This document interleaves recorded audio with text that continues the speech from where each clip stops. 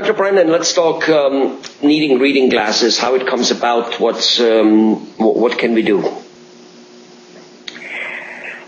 Well, needing reading glasses, if you're over age 40, it's probably because of the condition called presbyopia. It actually means old age vision. Sorry. But it happens when the lens of your eye, which is the M&M-shaped object that's right behind your pupil of your iris, has all through your life been adding layers and layers of cells, and it gets a little bit bigger, but it starts to just get to be harder. When you're young, it can zoom focus, kind of make a shape like that, but as you get closer to 40, it focuses less than it could before, and as time continues to go on, it gets to the point where it really can't focus at all. So normally, when we look at something far away, let's presume the person has perfect eyes for distance, their lens is relaxed. The muscles that make the lens focus, they're relaxed. And then muscles kick in, and the lens changes shape, and now you can see up close. When the lens can't do that as well anymore, then you get blurry up close. At first, you might just hold things further away and still get the job done okay. But there comes a point where some people come in and they tell me that their arms are not long enough anymore. And then I know I can help them with reading glasses. Now, some people ask me if I don't wear the glasses, if I exercise my eyes, would that work? And if it worked, I would definitely be doing it. But basically, we're taught if the person is this age range to that age range, they're going to need this much power to see up close. And whether you're from a third world country and you're that age, or you're in our country where people usually wear glasses and they have their prescription up to snuff, I can predict what power they need by what age they are. I see. What power do I need? How old are you? 59. You need about a 225 or a 250 add power. And that means in addition to whatever your glasses power needs to be for distance. That is what I get at the 99-cent store. Okay, there you go. So, in fact, let's talk about that. If a person, once he knows what he needs, is it bad to go to the 99-cent store and get the glasses? Or if they do the trick, is that okay? Is that all? Is the end result is, can I read? Or can I not read? Right now, sitting here looking at my computer screen without my glasses on it, I can see the bigger stuff but not the smaller stuff on it. So basically, in order for me to do my job, I would have to put the glasses on it. So is the end result the glasses, or is there other things a person like me could be missing, not going to the doctor, to the optometrist and get it checked? Besides the fact that you have told me about glaucoma and macular degeneration and cataracts which sneak up on you, besides the fact of making sure that we don't do that, but let's just at this moment stay with the reading alone. Right. Well, let's say the person's getting a routine eye exam, and I find out at the end that they really don't need a distance prescription, and all they really need is reading glasses. Many times I will give them over-the-counter glasses as at least an option. Over-the-counter, you can get readers only. When you have those on, your distance becomes blurry if you wear them like that. So you see a lot of people wearing them down their nose like this. That's why, because they need them to see. Yeah, they don't need them for the distance, but they need them for up close. Right. You can find lined bifocals over the counter as well, and that kind you can leave, pushed up, and beneath the line would be the power you need for reading, and above the line would be no power at all. That's how they come over the counter. So if you're a really good candidate for that, I even recommend that because it is a more economical option for you.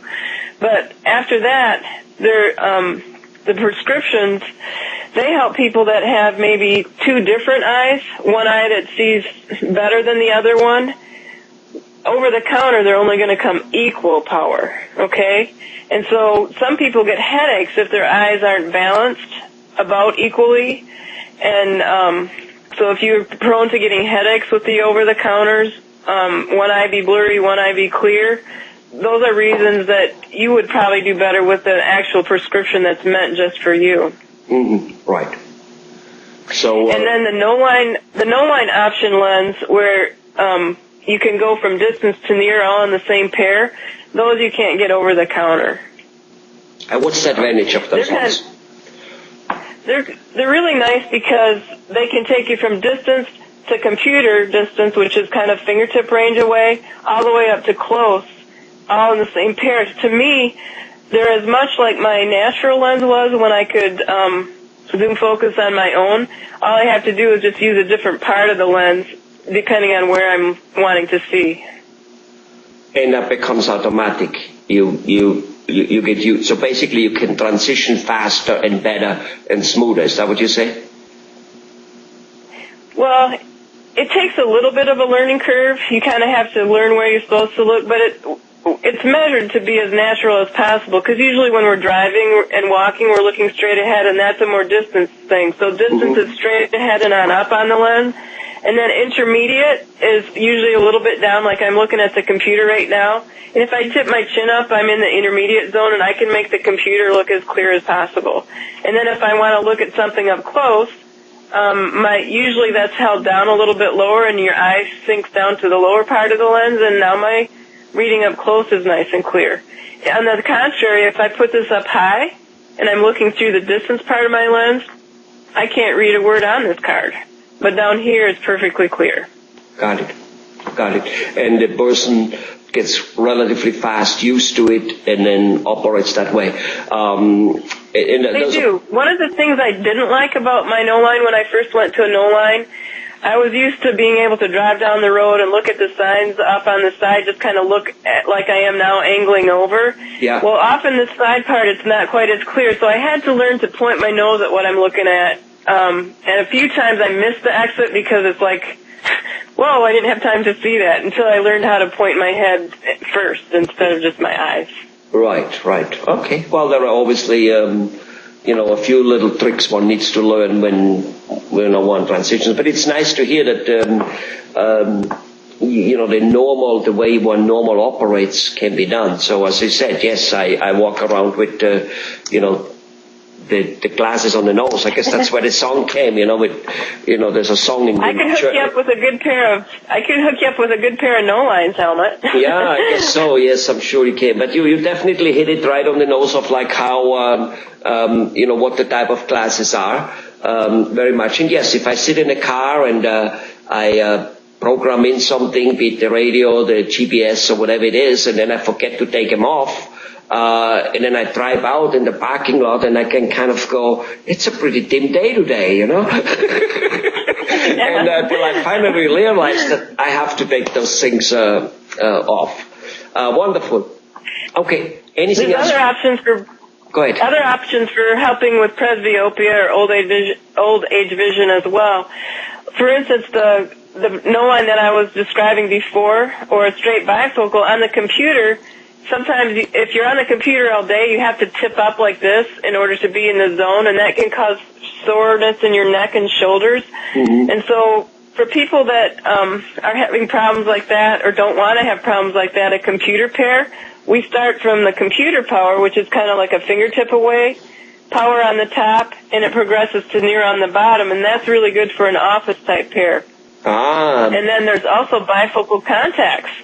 Bifocal contacts are another way to fix that, or monovision contacts are a way to help you so you can see at distance and near. So glasses are not the only remedy for this presbyopia issue.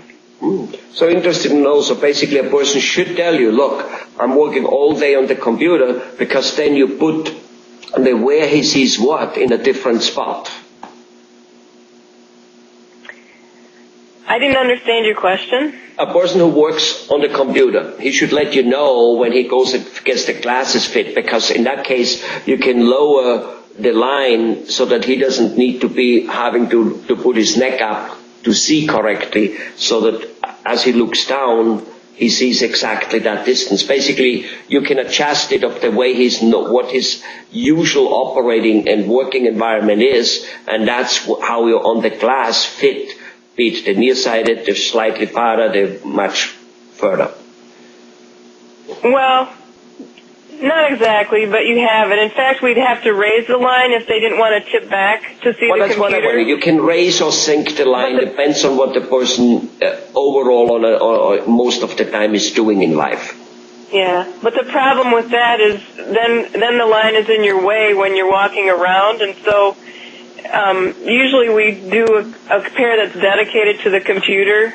Exactly. Well, that is what I meant. It's you give him if he's like 9 hours on the computer a day, which who can make a living without not working 9 or 10 hours anyway these days, right?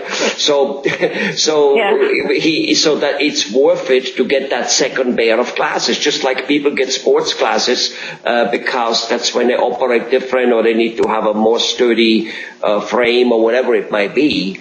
For different, we use different clothes for different occasions also. Why not use different glasses, right? I'm actually thinking about getting one for my work time, because not so much for the computer, but looking at the foreopter and things like that. I find that I'm tipping up a lot, and I'm having a sore shoulder problem, and I'm thinking maybe if I get a pair like that, some of that will go away. I'm hoping. Let us know whether it does, so that and then try it on yourself first, and then you know how to adjust it for your patients even more, I guess. So, well, Dr. Brendan, yeah, then I'll really be able to testify, won't I? Exactly. All right, Dr. Brendan, bye. Bye.